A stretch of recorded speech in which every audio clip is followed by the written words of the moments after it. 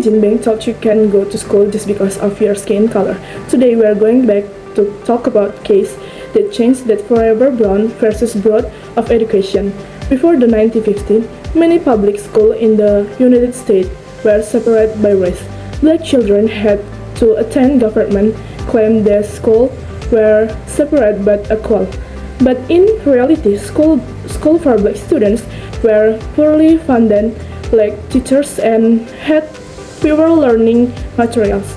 Because this was clearly unfair, several African American families with the help the National Association for the Advancement of Colored People decided to. They argued the racial separation in schools violated the 14th Amendment, which promised equal protection for everyone. The plaintiffs also argued that the Constitution protects not only physical equality but also emotional and psychological well-being. They explained that even if two schools look similar, the feeling of being separated already showed that the treatment was not equal. They said that when a law makes one group feel less important, that law cannot be considered fair or reasonable. The court recognized that children are very sensitive to messages about the worth and identity. So, the government must avoid policies that create feelings of inferiority.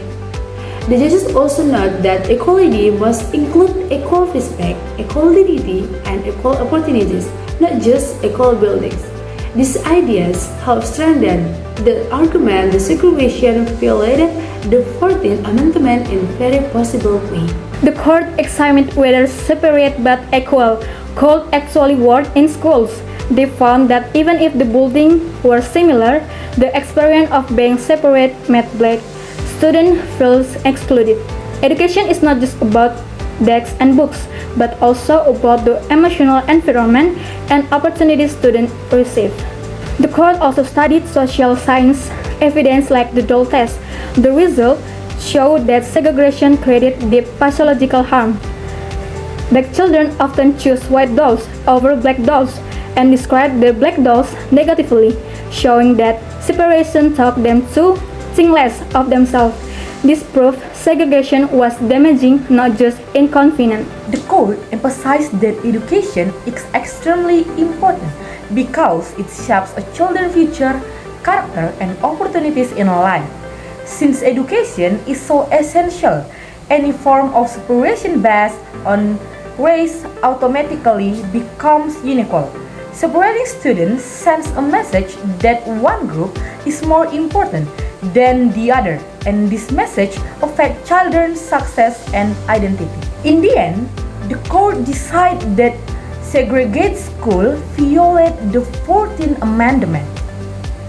They state clearly the disparity education facility and inherently unequal.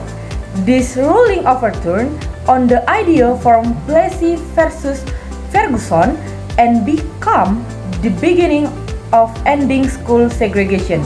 The decision also helped inspire the civil rights movement.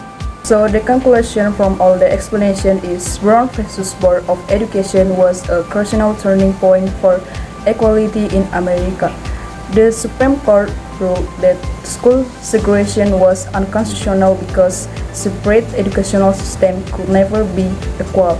This dedication opened the door to desegregation and strengthened the rights movement.